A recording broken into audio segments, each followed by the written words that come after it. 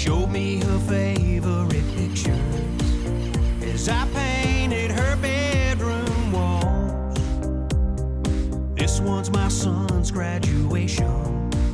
He's a doctor now with kids of his own.